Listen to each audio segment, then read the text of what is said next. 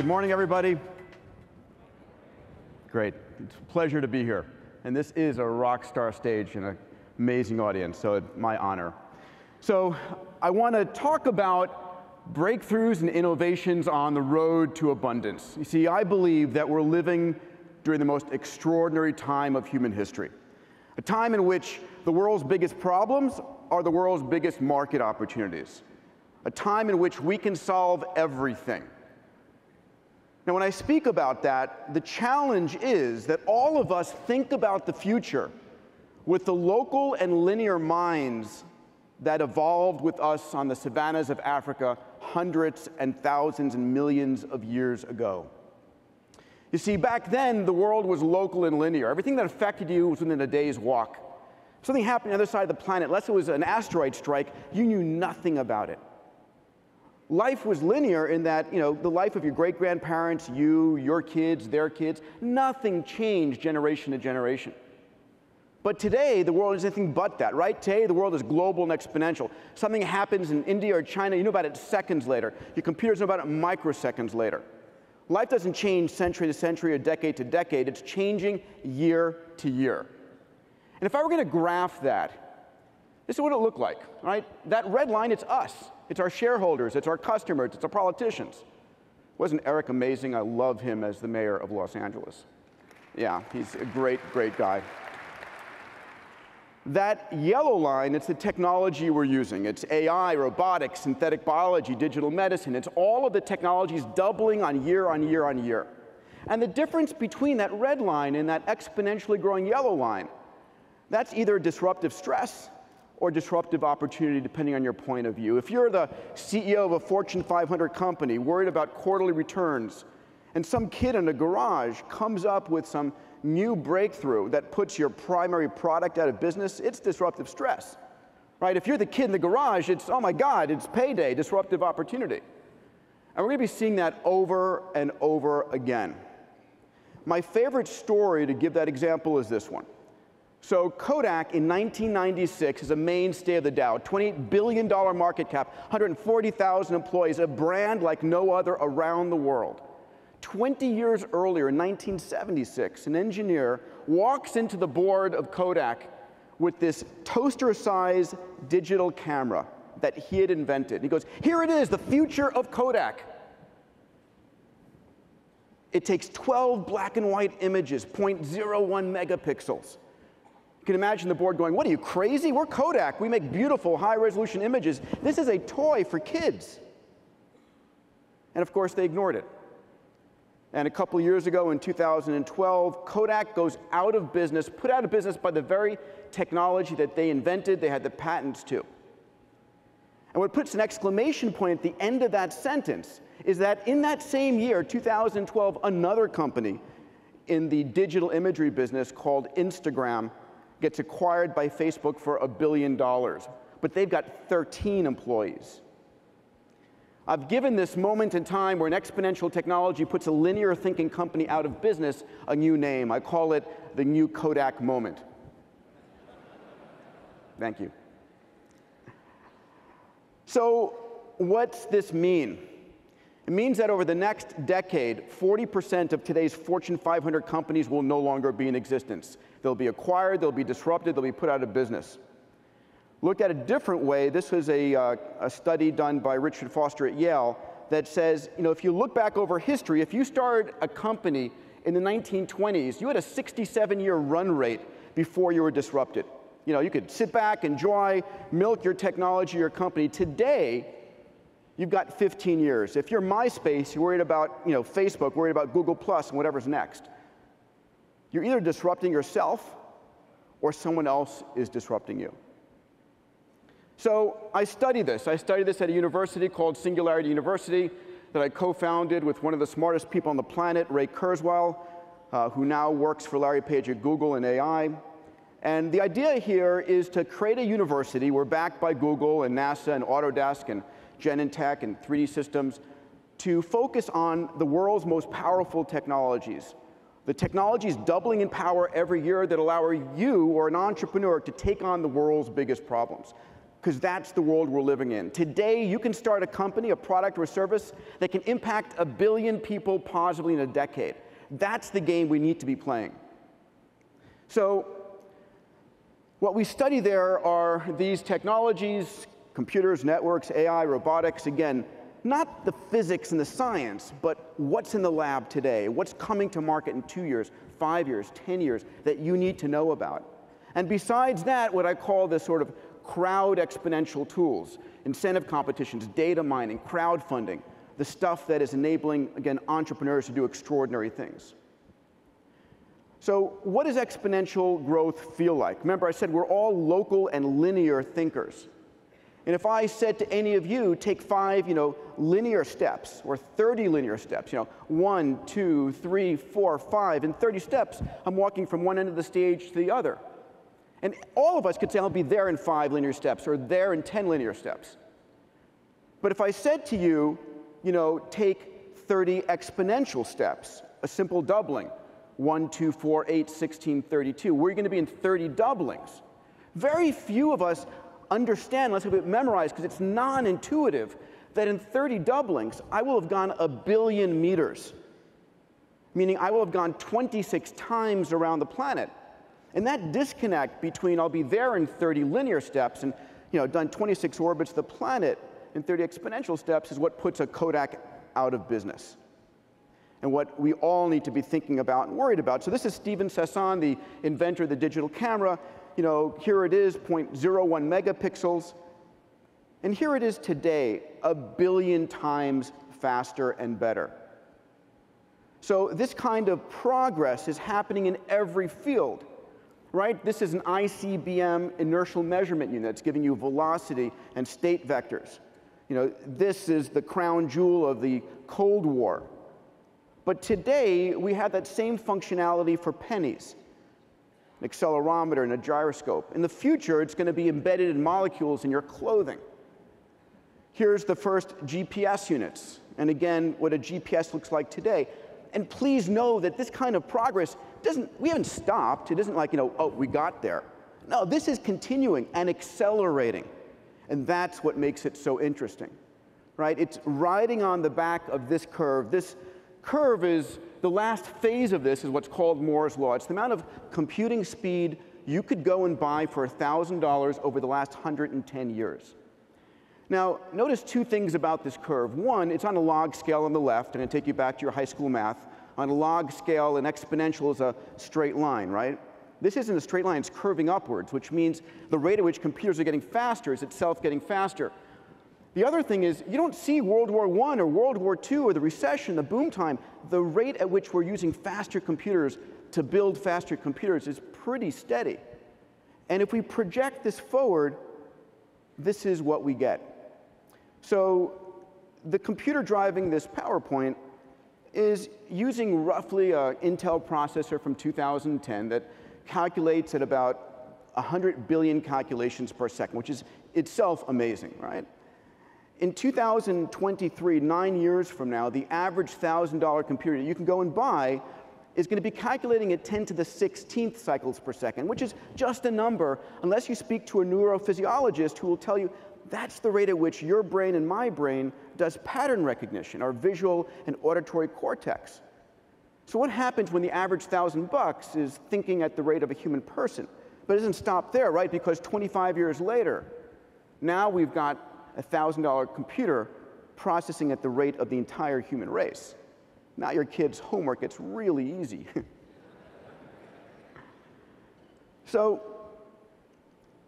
I think one of the most significant things about this is that we have faster and cheaper computers that are driving a whole set of exponentially growing technologies, ubiquitous networks and sensors, AI, robotics, all of these things. And there are going to be massive, unforeseen, if you would, convergence where these things come together. So let's look at some of these. The first I want to share with you is Watson, IBM's supercomputer. Its ability to literally understand what you're saying, the intentionality of what you're thinking. And to demonstrate Watson 2 years ago, and this is 2 years ago, right? So imagine a number of generations since, IBM pit Watson against the top 2 all-time Jeopardy champions. The guy on the left who had made the most money, the guy on the right who won the most number of games. And I want to show you a video of what took place. Ken, you're in the first position. Please make a selection. I've never said this on TV. Chicks dig me for 200, please, Jimmy. Kathleen Kenyon's excavation of this city, mentioned in Joshua, showed the walls had been repaired 17 times. Watson. What is Jericho? Correct. 400, same category. This mystery author and her archaeologist hubby dug in hopes of finding the lost Syrian city of Urkesh. Watson. Who is Agatha Christie? Correct. Watson. Who is Mary Leakey? You're right. Watson. What is Crete? Yes. Let's finish Chicks Dig Me. Edmel? I swear they did that on purpose. So what was Watson? Watson was a computer of some 3,000 Power 7 processors. You can see in the photo, not very big. It was not connected to the internet. It had downloaded Wikipedia into its memory banks. It could process 1 million books per second, and it could understand, if you would, the essence of the question and provide the right answer far better than any human. So what's extraordinary right now is that IBM is porting Watson to the cloud so that anyone with a smartphone, I'm talking a teenager in Mumbai, a kid in the Bronx, your customers, you, with the cell phone can talk to Watson and begin to ask questions and get answers better than the smartest people around. How is this going to affect your business? How is it going to change the way you invest? How is it going to change the way you relate with your customers? So that's AI. Let's talk about robotics. I don't know if you know what this is. Anybody? Tesla plant, that's right. This is a Tesla plant. Can you find the human in the photo? There he is. So we're seeing an epic period of robots coming on right now. Let me show you, for example, this is the latest company that Google purchased. Larry and the folks at Google have purchased a total of 8 robot companies in the last 6 months. Let me show you one of them, Boston Dynamics, what my friend Mark's company is able to do.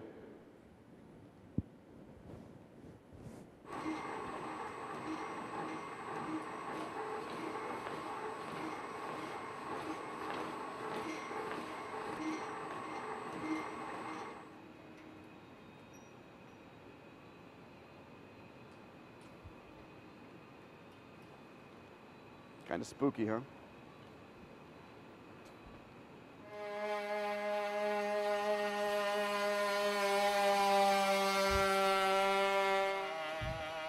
Look at these reflexes as this man kicks the robot.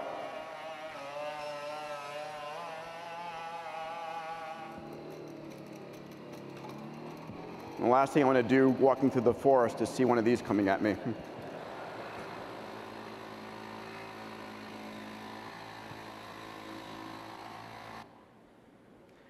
So here's another robot. It's Google's autonomous car. Larry's in the front, Sergey's in the back seat, Eric's standing behind. And this is a robot that is able to autonomously drive everywhere.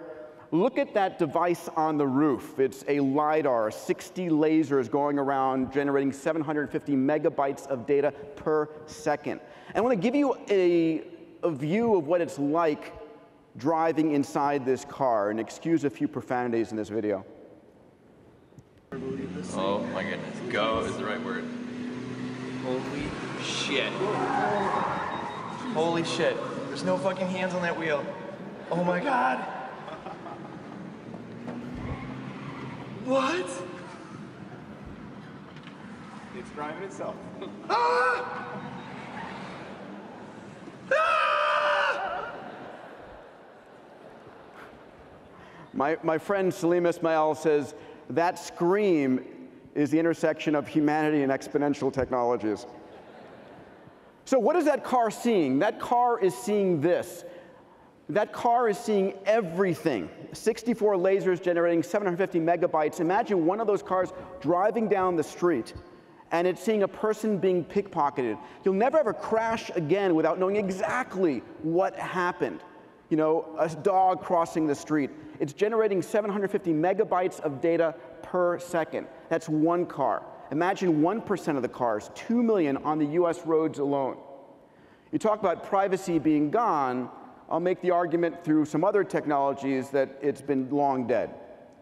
But the fact is, we're going to see these kinds of technologies changing the way we live our lives. You'll never own a car again. I have two 2.5-year-old boys. They're not going to drive when they turn 18. They're going to have an autonomous car driving around. Every single car company has announced autonomous cars in their future. So this is another technology, 3D printing, that's going to help disrupt a $10 trillion industry this decade. This is a technology that allows you to print layer on layer on layer and build almost anything you want. But what's going on at the same time is the ability to scan anything. So here's one of the employees at 3D Systems who's got a wrench. He scans the wrench, creates a 1 million data point file, and then is able to upload that wrench into the machine and have a working wrench printed almost immediately. You forgot a tool you need, download it, print it right then and there. It's going to transform where our infrastructure is, where manufacturing takes place. Between robots and 3D printing, if we've lost our jobs in the US to China, those jobs will be lost to robotics and 3D printing, and there you have a working wrench. What can you in fact print? You'll be able to print very complex structures. GE and Rolls-Royce are printing high-temperature titanium turbine blades. Imagine being able to print with cement and concrete and print 3D structures. This is a person who lost his right lower limb and scanned his other limb and printed a 3D prosthetic. This is a full-scale motorcycle in the lobby of Autodesk where every component is 3D printed. And the reason I'm showing you this ring is not only is a jewelry business going into, but when it comes out of the 3D printer, it comes out working. So the last technology I want to share with you is the whole realm of synthetic genomics. This is Craig Venter, one of my business partners, who in 2001 sequenced the first human genome, and in 2010 created the first synthetic life form. We're entering a period of time where today, when you talk to high schoolers or college or graduate students, coding is no longer C++ or BASIC. It's A, T, C's, and G's. We're going from evolution by natural selection, Darwinism, to evolution by intelligent direction. You need a new molecule. Think of a cell as a manufacturing plant. I'll produce the vaccine, or I'll produce the fuel or the food that I want. Stay tuned for an amazing announcement by Craig Venter next week. So if you like this stuff, if you want to learn, if you realize that if you're not disrupting yourself, then someone else is, I'm very pleased to announce that Singularity University, that runs these programs for the top Fortune 200 companies, we've teamed with YPO and WPO. We're doing a program that's October 19th through 24th. It's 5 days long. It's 80 people only. And during those 5 days, you're going to get a real understanding fundamentally of what's in the lab and coming to market in 2 to 5 years in all these fields. These are the technologies that really disrupt you or allow you to disrupt your competition. It's really the most extraordinary tools available today. You can see if you go to the ypowpo.org website and just search for Singularity, you can see that it will be taking place up in the campus. And tonight at the Event Expo, there's a reception if you want to learn more about that. Here with CNBC today, we announced something in partnership with CNBC. We're doing a big event called Exponential Finance at Lincoln Center on June 10th and 11th. It's xfin.co is the website. I mean, the realization is today AI and quantum computing is going to transform how we trade. It's going to disrupt the markets this decade. And the fact that 40% of the Fortune 500 companies will no longer be around, this is what we're going to be talking about. What are the companies of the future going to look like? So I'll be hosting that at the Lincoln Center in June. So a few critical insights from this. Number one, the only constant is change, and the rate of change is increasing. You either disrupt yourself or someone else is.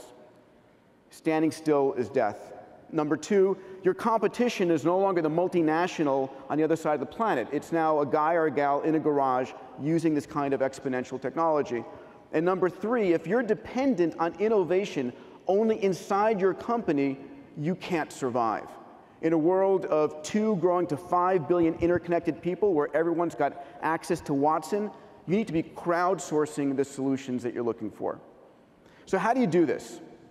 So I want to share with you the other part of my life, which is the X Prize Foundation, about crowdsourcing genius to solve big problems. So I've started 15, 16 companies, mostly in the space arena. Zero gravity flights, taking people to the space station, mining asteroids, another long story.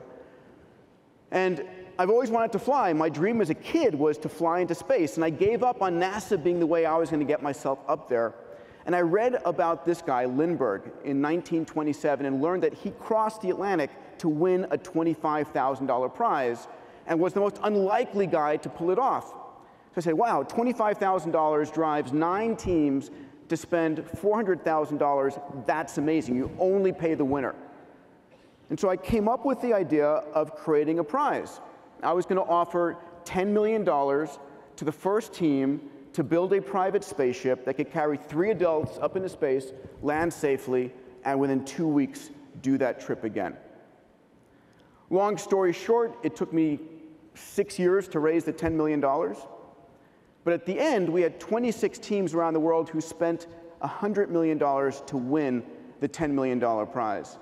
And here was the winning spaceship, Spaceship One, under the Mojave Desert, that was flying to altitude, burning laughing gas and tire rubber as its fuel.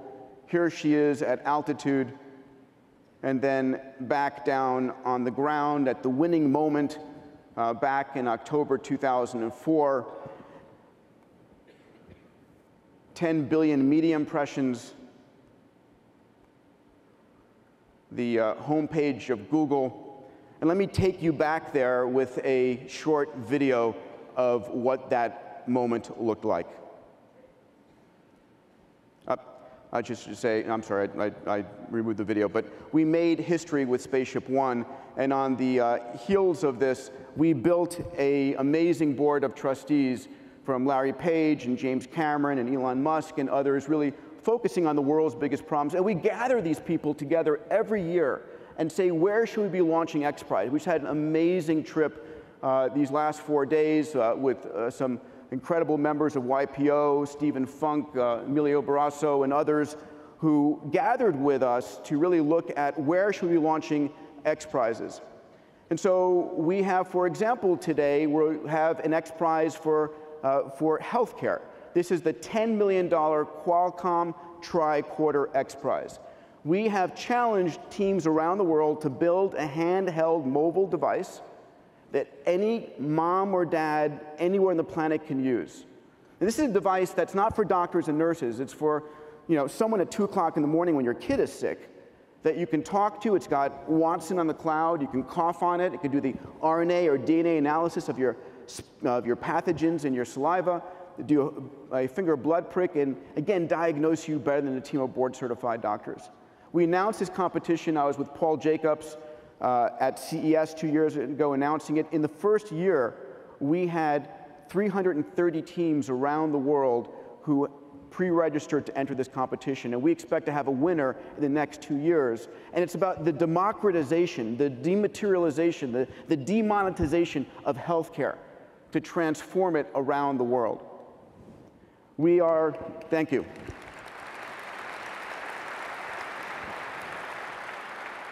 And it's interesting because people say, aren't you going to put doctors out of business? Well, we are going to be short 100,000 doctors in the US alone.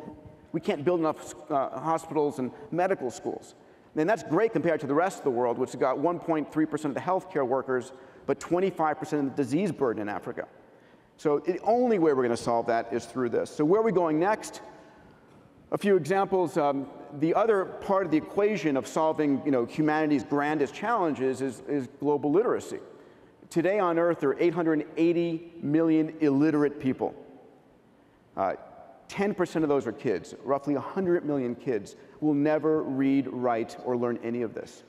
So we're getting ready this spring, in June, to announce something called the Global Literacy X Prize. This is for a piece of software that can operate on any tablet. And by the way, do you know why tablets are going to be free eventually? Because if someone doesn't have a digital device, I can't sell them anything. And the price is dropping from 40 bucks to 20 bucks. I've seen a $10 design. They will be. But the software, this is a competition to build a piece of software that can be resident on any Android tablet, that can take a child from complete illiteracy to reading, writing, speaking, numeracy, and coding in a 2 to 3 year period of time. Yeah. Thank you. Very, very, very proud about that. We're about 80% funded on that and hope to have it launched by June. How about the Transporter X Prize? I should talk to Eric about this. This is about an electric platform that is autonomous, that can pick you up and carry you from downtown Santa Monica to downtown LA. We're also in the midst of a revolutionary Battery X Prize. Increase the battery energy densities by 4-fold, would transform the planet. So if you love this idea of incentive competitions, you may have your own. One of the things I mentioned earlier is that unless you're disrupting yourself, someone else is. So I set out to disrupt X Prize itself. We only launch 2 or 3 major X Prizes a year. So one of the things that we did is we created a platform called HeroX. It's run by one of the YPOers here, Christian Cottaccini, which is really a platform to launch hundreds of X Prizes. It's herox.com. And the notion is that you can create a prize and use this model yourself to create a new product, a service, whatever it might be. So my final insights here on incentive prizes is, I believe that we're living in a day and time, given that extraordinary technology we spoke about in the beginning, that we can solve any problem. It's a matter of going out to the world and crowdsourcing the solutions and saying, I don't care who you are, where you've gone to school, if you solve this problem, you win. And we all win, of course. The second is that, in these incentive models, you only pay the winner. It drives a new industry. And then, of course, you get 10 to 50 times the prize money spent by all the teams, all optimists, trying to solve your problem. So I believe that we're entering a world in which any problem can be solved, that the world's biggest challenges are the world's biggest business opportunities, that today we haven't even seen any of the innovation that's going to unfold over the next 20 years. It's just beginning. It's an extraordinary time ahead. Ladies and gentlemen, my honor and my pleasure. Thank you so much.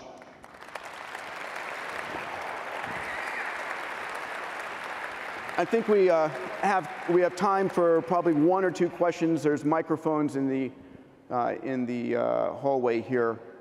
So if there's a quick 1 or 2 questions, I'd be happy to take it. We have a gentleman coming out. Sir. Yeah, I'm Noel Patton, and I'm from TA Sciences. What do you think about extension of human life, first of all, by biologically keeping you and I, as we are, longer, alive longer, and secondly, forgetting our body, transferring our brain into a machine? Great question.